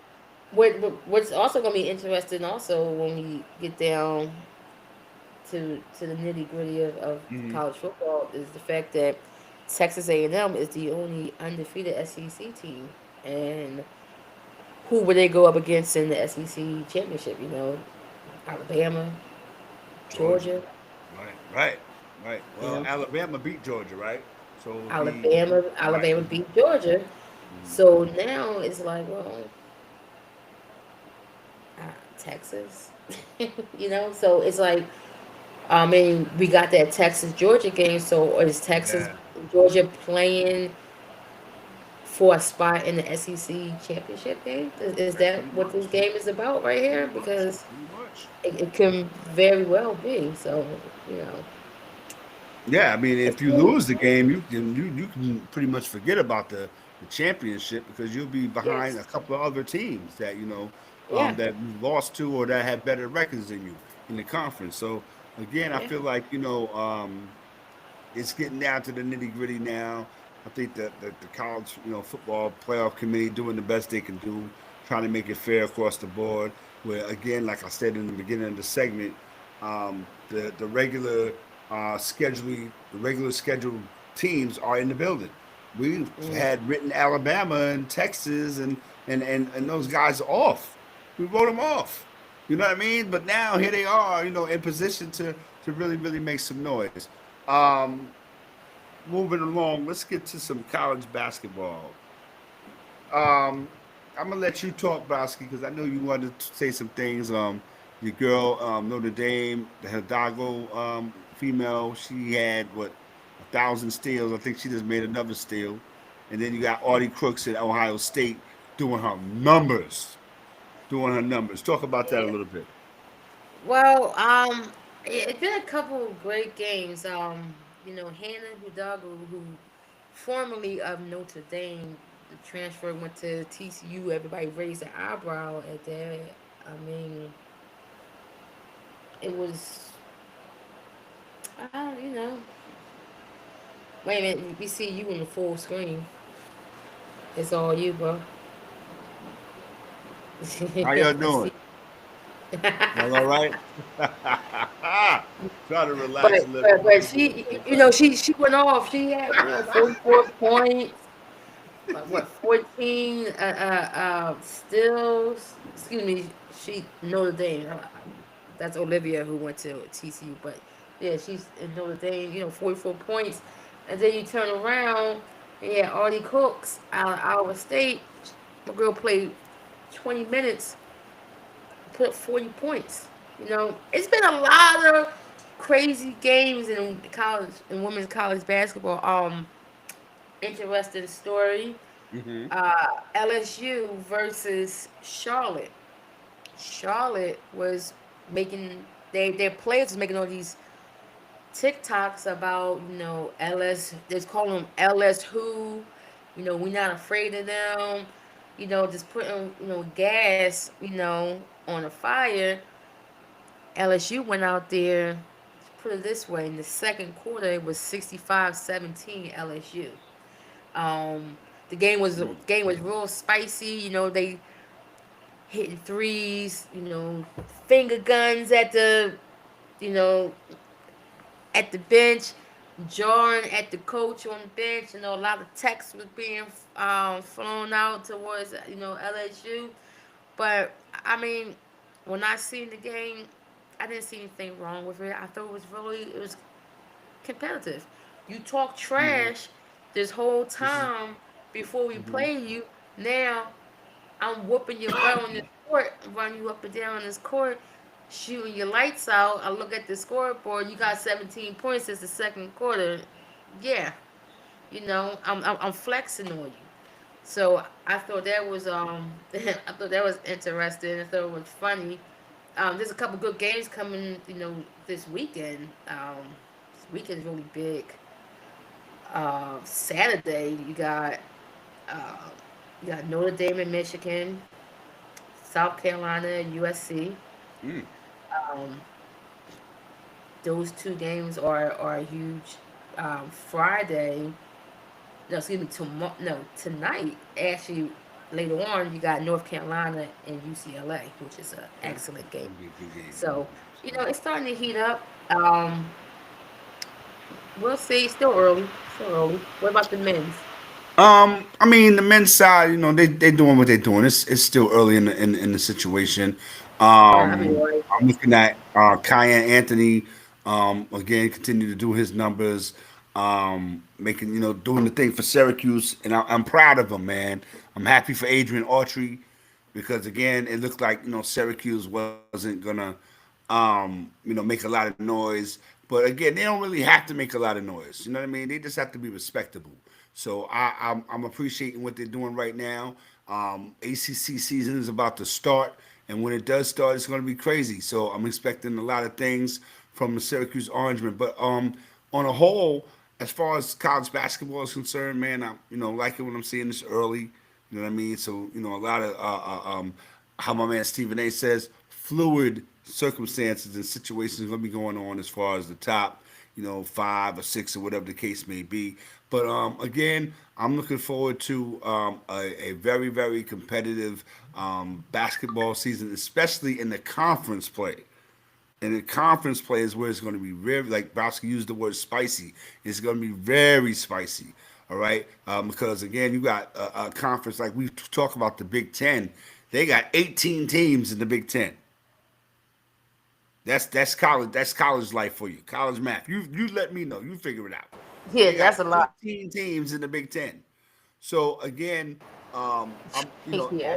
we talked about this last year, Kimmy, where these college basketball games are going to be like kind of pseudo tournament games. Like they go cross country. You know what I mean? They're playing in different time zones and stuff like that. But all the matchups are going to be very, very good. That's the part right there. You know what I mean? You're gonna have to like go into like the really, really, really search to find like really bad matchups because all these teams are going to be Facts. competing, and there's only 68 spots. You know what I mean? Come late February, early March, it's only 68 spots on the men and the women's side. So as we get further along into the season, definitely by the holidays and stuff like that, with the holiday tournaments and things of that nature come up, we're going to see some great matchups. We've seen some great matchups already. You know what I mean? So again, is what it could be said. St. John's. Now that we're talking about teams and teams trying to make their mark early, Alabama went in there and did some embarrassing stuff to St. John's, Rick Pitino and them. It comes with the territory. But I'm not, St. John's is ranked number 5. I didn't see that coming. You know what I mean? But again, it's early in the season. Let's kind of like flip the script to the NBA. Um, the Fire Nico chants were in full effect, and this time they worked. The Dallas Mavericks got rid Yeah. of Nico Harrison, um, and I mean, deservedly so. I don't know. You know what I mean? Um. But somebody had to take the weight. Somebody had to take the weight. I mean, somebody definitely had to take the fall for it. And he was the fall guy. He's the guy. He's the guy that made the deal. You know, he made his name is on the deal. I seen it coming, especially the way that this season has started with the Mavs. A lot of hope. Um, A lot of injuries. a lot of injuries and a lot of disappointment. You know, Mm. you put a lot of A's in the basket when got this guy and Clay Thompson just not panning out for him there. You bring him in, you thinking you get some production from this guy, and Well, he hasn't been the same. Wasn't he producing before the Make the Stallion thing became news? No, He wasn't. He wasn't doing nothing. no. Nah. Clay hasn't been the same since He that left. injury. Okay. Since that injury, Clay hasn't been the same at all. I think if I'm Dallas, I'll try to move on from him, see if I can get a deal somewhere, and I just had to go to the maybe state. just go back to Golden State. Might as well. And see what you can hold on until you get Kyrie back. Yeah, that's the key. Yeah, Kyrie is the missing piece. So we just gotta see. Still early on. Still early in the season. Um, Cooper Flag. Cooper Flag is alright. He's not what people thought he was going to be. They already was giving this guy rookie of the year Hmm. and everything like that. But I Hmm. mean, he's good. He ain't great. You know, Still got a lot to work on, but can't really see what the team really going to be until you get Kyrie. Right. Kyrie, AD, Cooper Flag. Maybe we have something cooking up there, but it's still early. We'll see. Yeah. I mean, Cooper Flag playing point guard. He's supposed to be a small forward. So I mean, again, Yeah, that's that not. tells you everything you need to know. The injuries that they have or whatever. But I'm interested in hearing what Broski's thoughts are on her Sixers. But first, my New York Knicks stunk up the joint last night against the Orlando Magic. It happens. That'd be life. You know what I mean? Jalen Brunson got hurt. But again, I feel like, Mike Brown has been getting his Give just me due, like but then 3 minutes. Give me like 3 minutes. I'll be right go ahead, back. boss. All right. And Mike Brown has been, doing his, best so far, still early in the season, getting production out of, the usual suspects. But I'm liking the way the Knicks are moving the basketball. They're not moving at a snail's pace. They're trying to be, very, very proactive. Moving the ball around, a lot of rotations and things of that nature, like what's going on the defensive end, and everybody contributing. Josh Hart is, trying to, do his thing and be a force out there. Carl Anthony Towns, holding down the fort and making it happen. Again, OG Ananobi, he comes in and plays in spurts and does his thing. I mean, I think he's the one that has to be really consistent for the Knicks to go. If OG Ananobi, if we can get like, a consistent, 15, 16, and maybe 6 or 7 rebounds out of OG Ananobi on a consistent basis, we could put that down, put that in the scorebook, right? Before the game even starts. I think the Knicks, everything else will kind of like come around that. You know what I mean? Of course, Jalen Brunson, being the floor general, he has to be more of a distributor. I think as far as him being the point guard of the squad, get everybody else involved. And what I saw last night, I just maybe, it happens. You have off nights and things of that nature because nobody was really scoring, and Orlando couldn't miss. So when you have a combination of, you're not really scoring the basket like that, and then the opposition is killing it. You know what I mean? The kid Anthony Black was draining threes from 42nd Street. You know what I mean? So he was hitting from all over the place. So again, in the Orlando Magic is a team not to be, not to be slept on. And they did all of this without this star Paulo Banchero who was hurt.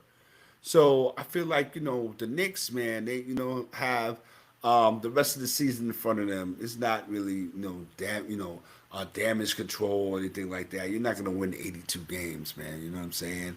But again, I like how we started. You know what I mean? We were undefeated at home. That was important to me. I said that going into the season. Hold down the home court. That's very, very important, especially New York basketball. You got to hold the Garden down, and they were doing that. But once in a while you're gonna have one of those games that it doesn't everything isn't falling, or things aren't coming together for you. But it happens. You know what I mean? I eat that. You know what I'm saying? But I'm liking what my Knicks are doing. I'm respecting the grind right now. I'm giving Mike Brown his props right now. And again, he just has to continue to do what he's already shown and proven that he can do. You know what I mean? Be that coach that can take a team and to heights. You know, Coach of the year. um, yeah. I mean, why not? But I think that the team is going to have to play and show that he is the coach of the year by their play. And what I mean by that in this Eastern Conference, again, it's not going to be easy. We said that at the beginning of the season, right? Yeah. Um, win some games, hold down in 1 or 2 or 3 spots. 'Cause that's where I'm at with it, Bowski. I'm a realistic dude because I'm not fully trusting the Knicks to be the hold down the number one seed. A number one seed in the East, you want to win what, 58, 59, 60 plus games? Yeah. I'll say Around that number, right? I, yeah. I don't Yeah. see it. I don't see it. Yeah. And that's not necessarily a bad thing. But it's just the point of the matter where this season right here is where you should take advantage of winning as many games as you can. Because in a normal season, the Jason Tatums of the world, right? It'd be a whole different scenario, right? So for me, I'm like the Knicks are going to be all right. It's still early in the game, so let's get to the holidays before we really get into panic mode or relax mode or whatever we're going to do. I'm interested in hearing about and Well, her team. I mean, Let's go, wow. That Browski. is.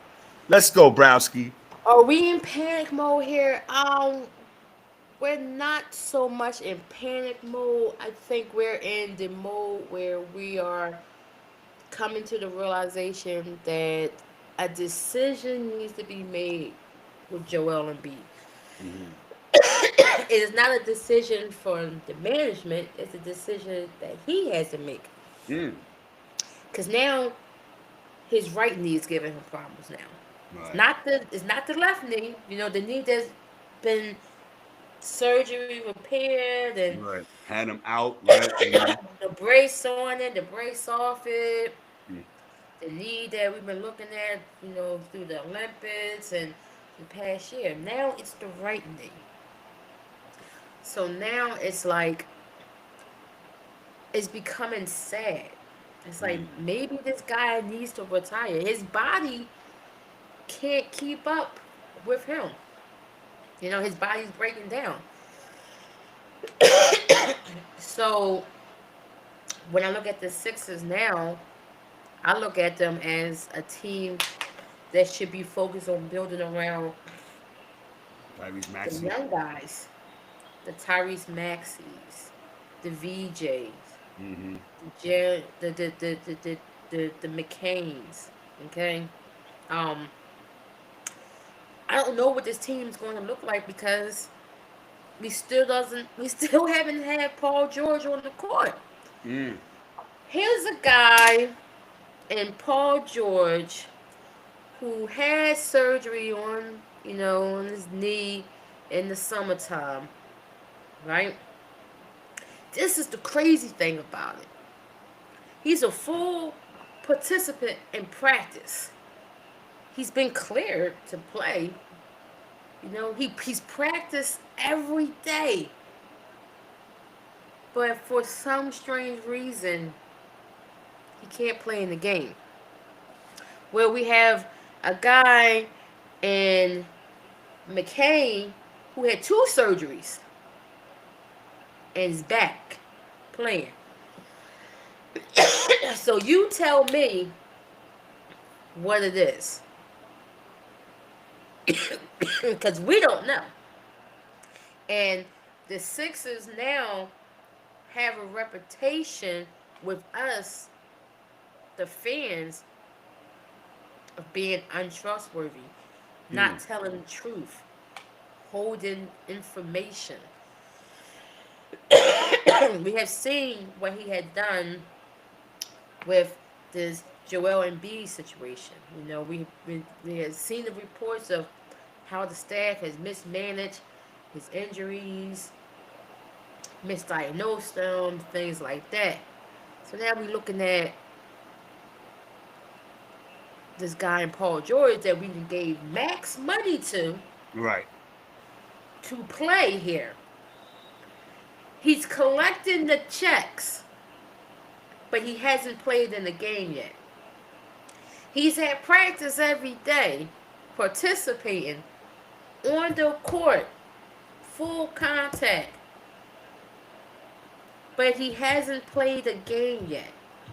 You have a guy in Joel Embiid that you had a minutes restriction, playing 20 minutes a game. They upped it to about 25 minutes. And then they said, oh, he has no restrictions. He has no minute restrictions. Now he's hurt. Now he has soreness in his right knee.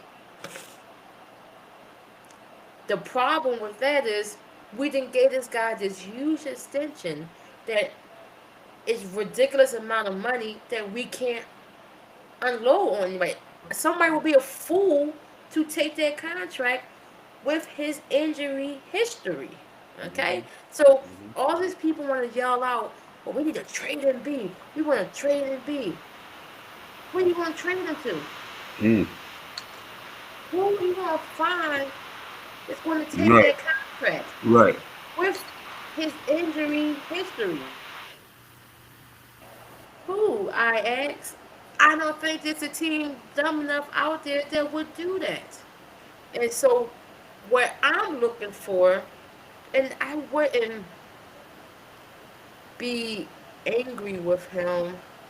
I would be sad for him because it would be the what ifs. What if he was healthy? What if Ben Simmons wasn't a punk and when he Mm. took the layup? What if Kawhi would have missed that shot Yeah. or Right. won the championship Right. that year? Right. In my mind, I'm on the page of I think this guy needs to retire. I'm on the tip of is giving me Lamarcus, giving me Greg Oden, is giving me Mm. these guys. Brandon Roy. The ultimate guy in Brandon Roy, who had all the potential, all the talent and skill in the world, but his body Mm.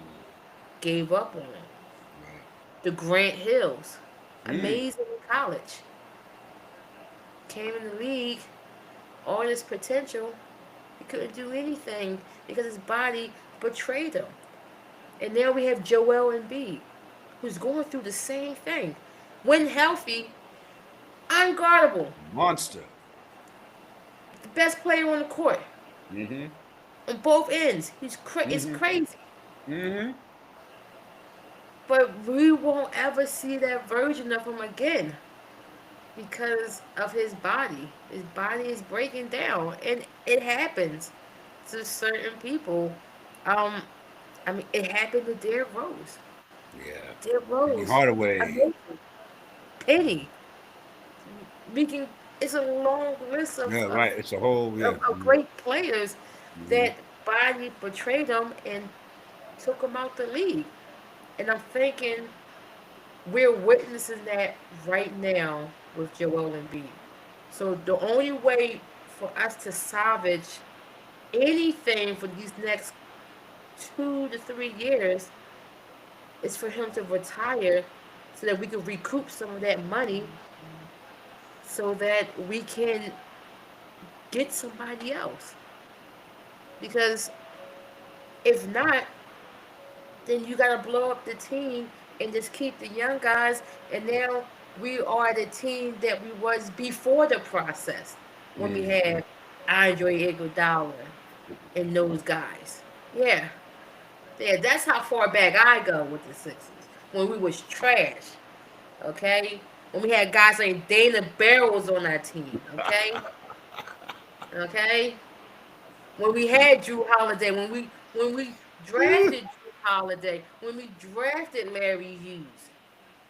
Yeah, I go that far back with the Sixers. This is where that's how deep it goes with me. Let's go, And now we Bobski. got a and then we got a guy in the front office and Daryl Morey that I have to agree with James Harden when he says he's a liar. Because he said he does nothing but lie to us. Yes, he can draft players, but he can't put a team together. Because why the hell do I have Eric Gordon on my team? Why do I have Kyle Lowry on my team? Why I got a team of guards? Old I have guards. I it's not enough ball to go around for all these guards. Old So guards. so now I'm sitting here and I'm waiting for the day where there's an announcement when they're saying that Daryl Morey been fired and Bob Myers is going to take over GM responsibility because now we have him in the office now. So you bring Bob here, you took him out the ESPN Right, ABC I was booth. going to say TV Bob. TV Bob, Golden State Warrior Bob, championship team building Bob, and you bring him here to I'm the Philadelphia. builder. I'm looking for the day where I hear breaking news: Daryl Morey is gone because he has to go. This is it's ridiculous here in Philadelphia. We don't know what's going on. This Mm. season right here is a I don't know what to expect season because when you look at the East, you're like, wow, there's no Boston. There's no Right. real threat in Boston, Indiana. right? There's no real threat in Indiana. We know what the Cavaliers are. They're a good regular season team. Postseason, not so much. Right. Orlando Magic, they're still young. They're still finding their way. Mm-hmm. Atlanta, trash. Detroit, we don't know. We don't know if they're going to build off of last season. You know, they're still trying to figure it out. And then you look at teams like the Knicks, the Sixers, the Heat. You know, where this is the year to try to dethrone these Celtics. Still got the Bucks. It's wide open. But the way that my team is looking right now, we don't know. We don't know what's going to happen. I'm hoping that maybe this knee injury, maybe it's nothing. too serious. But any injury to Joel is serious. And we're still waiting, for Paul George to make his regular season debut. Like he's about to drop an album or something. Like we're anticipating that because I just don't understand how a guy can participate in training camp and practice and can't play in the game. Mind blowing to me. No injury report. He's supposed to be 100% healed. I assuming he's healed if you're at practice every day. So if you can practice, then you can play. What's the problem? I don't know. There you have it. Bosky puts it down. Hard body, karate. You already know the vibes. Yeah, I mean, as far as the rest of the league is concerned, OKC's still doing their thing. You know what I mean? Watch them.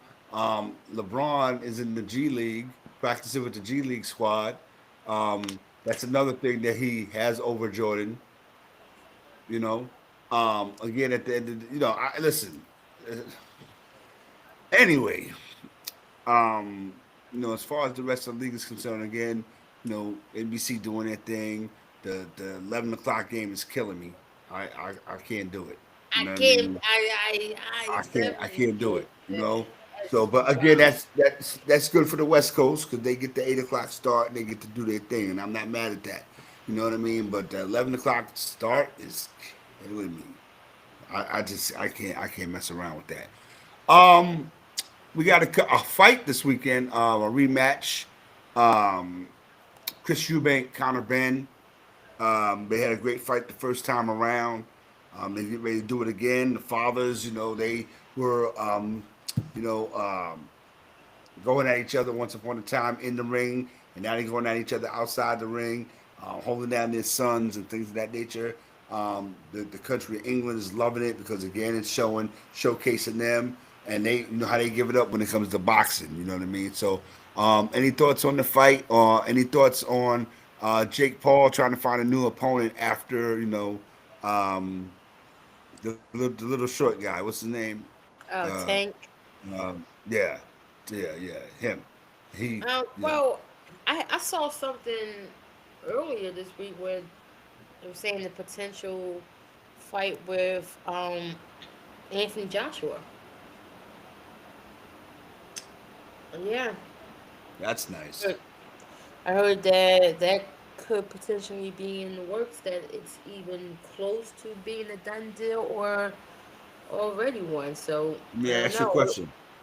Could Yeah, you see Anthony? Could you see Jake Paul knocking Anthony Joshua out? absolutely not. Yeah. Well, No. well, No. Wait a minute. I'll back that up. If they fighting in the states, but I know they won't be fighting in the states. But can I see Jake Paul knocking out Anthony Joshua? Yeah, I don't.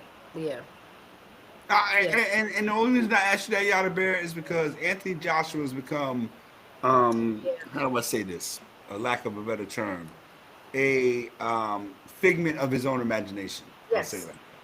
absolutely. Because So he's for him, still to me that. go ahead, Kimmy, go ahead. I know I was gonna say because he still to me don't look like a boxer. He still look like he is in the gym lifting weights. Like he don't look like a heavyweight boxer at all. Like he don't have the heavyweight boxer physique, and ever since they lost to Anthony Ruiz, I just I can't trust him. I don't believe in him anymore. Right there, you go. So Right there, can you go. Jake Paul knock him out? Yeah, yeah, I can see it happening. I wouldn't be surprised I would. Yeah, if there you go. I wouldn't be surprised. if I the wouldn't be headlines like, surprised. oh, Jake Paul, knocked out Anthony Joshua in seventh round. I'd be like, oh wow, And okay. then I would love to hear what Anthony Joshua have to see because for me, you going in there fighting to do like Jake Paul, your reputation, your legacy, your whole thing is on the line. Yep. You're not even supposed to. Jake Paul's not even supposed to look good against you. No, not at all. Not at all. So But that's why this whole thing is, it's whatever for me. Get your money, Daddy. Get your money. You know what I mean? I ain't mad at that. That's what it's all boiled down to. We come to the part of the show that Browski loves. She brags to her friends about it all the time. It's called Get Down on It. So what we getting down on tonight, Browski? Take your time. I'm actually gonna get down on the WWE. Um, Uh-oh. John Cena, this is retirement tour. He had a list of dates. He's down to his final three dates. Um, Last Monday, this past Monday, it was his last Raw in Boston, which is his hometown, and he actually accomplished something that he didn't think he was going to accomplish, and he won the Intercontinental Championship. That's the only belt he hasn't won in his whole career in Right. WWE. Mm-hmm. So by winning that belt, he has accomplished something that they call a triple crown. So he has won every title possible in WWE. Now, it's Okay. important now for me saying that it does become a little bit important because Mm-hmm. what WWE has done is they created this tournament of of wrestlers to Mm-hmm. compete to be in John Cena's last match. So his Okay. last match is in December. I think it's like the 13th, something like that. So it's like Okay. a It's coming up. Saturday. So it's Mm-hmm. gonna be on Saturday night main event. So it's gonna be Okay. his final match. So they have this tournament where whoever wins the tournament will be his final opponent. Mm-hmm. Now that he has this belt, this tournament actually now it means something. Because before he didn't have the belt, it was just like, oh well, who's gonna fight John Cena? It would be a meaningless match. It'd be his final match. But now that he has a belt, it makes it more meaningful. Right. Like Right. now Right. we're And fighting even now for that the we're wrestlers not in just the tournament gonna fighting. go extra hard. Right. Right. Right. Yeah, like we're not just fighting just to Fight fight John you. Cena. Yeah, it's Right. like, Right. oh no, now I'm fighting you to win this belt in Mm-hmm. your final match. Mm-hmm. So I thought that that was genius with WWE to do something like that, and it will also highlight upcoming talent in the WWE and some of his past rivals that's still in WWE. Because before this tournament, it was all the speculations about well, who's going to come back and fight John Cena. I don't want to see another guy from another wrestling promotion to come back just to fight him. I want to see someone who's actively on the roster. Mm-hmm. And when I look at the people that they have in this tournament, one Mm-hmm. name stands out to me, which is Sheamus, because Sheamus also has never won that title. So if he wins that title, he will also accomplish being a triple crown winner. Okay. So to me, I feel like it should be Sheamus versus John Cena. They had a long history between them throughout their career, being rivals. Mm-hmm. I feel like it would be only fitting for Sheamus to win that title from John Cena so that Cena could crown him as the next Triple Crown winner. Okay. That's So dope. that's what I'm getting down on. I'm excited to see Listen, this. those WWE script writers be on it. I don't know if they down with the NFL or what, but I don't know what the hell is going on. But Keep you that's entertained. dope. And again to have somebody from his peer group, Sheamus. I remember, yeah, the redhead dude, right? Hmm. Right, right, right. So yeah, that's what's up, man. So Cena's been around a long time. Yes. Deserves every accolade that he gets. You know what I Hmm. mean? And I hope that I think I'm going to try to watch that. You Yeah. know what I mean? Because again, that's as much respect as I could pay to John Cena, like for all the Yeah. years that what I mean he been doing this thing. Absolutely. You know what I'm saying? So respect to him. And what am I getting down on today? I'm not really getting down on too much. I feel like um, Aaron Judge won the MVP. Now people could kind of like exhale and say, "See, I told you. You ain't tell me nothing. You ain't tell me nothing. Only thing you told me with that was that the popularity vote is gonna win every time." The only thing Yeah. that you told me is that Kyle Riley's got to do it all over again, He got right? robbed. And again, 17-13 is not unanimous, right? Paul Skeens, right? It's not all the first place votes, right? Shohei.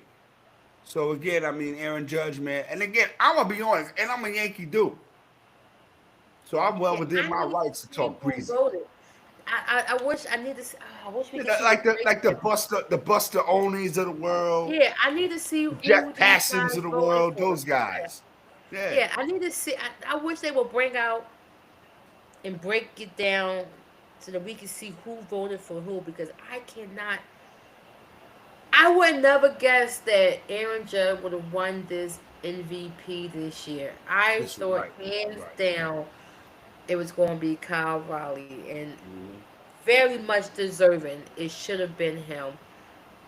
This is like baseball politics Off the is hook, crazy. off the hook. And this right here proves it right here because Yeah, absolutely. So we again, gotta we break it down.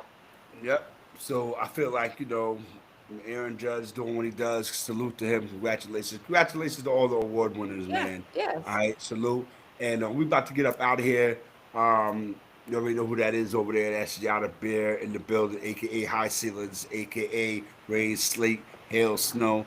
You know what I mean? AKA give me that Joel Embiid money, right?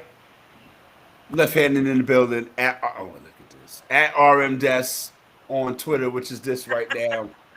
Yada Bear and myself will be back at you sooner than expected. Tuesday night. Look at this. Look at this. Yada Bear and her glory, ladies and gentlemen. Yada Bear and her glory. Don't go to Webasky. We'll talk to y'all next week, guys. Down in Sports, we out. Make sure you check us out. Oh, before we get up out of here, real quick. Yeah. All the picks for week 10 are in, right? This Mhm. is where we are right now. Your man right here, left-handed, is in the building. I'm the first one to crack over 100 because my 5-point Seattle Seahawks came through for me on my lot, right? Next up, we have Sonny Cruz. He did Mm. he had Denver as his lock, so he's got Mhm. 98. He's at 98. Next up, yeah, you looking at it right over there. Making a comeback. Y'all the Bears in the building, 93 and 61. All right. Then we got my man Slate in the building. Congratulations to Slate. Had a little baby girl, Sky. All right, salute to Congratulations. Slate. All right, 87 and 57. Well, Kia, 88 and 47. Even though she didn't play last week, Yeah. she killing it. So, She been killing it. she been killing it. Killing it. Then is my man Slate. Then we got Twin Fonz in the building holding us down. All right, so that's it. That's all. We out. We'll talk to y'all on Tuesday. You already know the vibes. This is left-handed. Yada Bear's over there. That's Yada Bear over there. All right, we out. We'll talk to y'all soon. We out. Don't want Peace. to run Bowski. Peace. Peace. Peace. This guy Mac Hollins is just Mac Hollins. Raleigh. Got Raleigh. Got Raleigh. This motherfucker. Got Raleigh. Craziness. All right, yo, Bowski, I know you got to get ready. That's what I wanted to do. It's 9 o'clock. Get you some rest. Make it do what it We do. still alive. Hey, And we it's still still. live. Oh, we about to get up out of here, man. We out. All We just gonna shut the whole thing down. We out. right, man. All right. Peace. All We'll right. talk to you on Peace. Tuesday.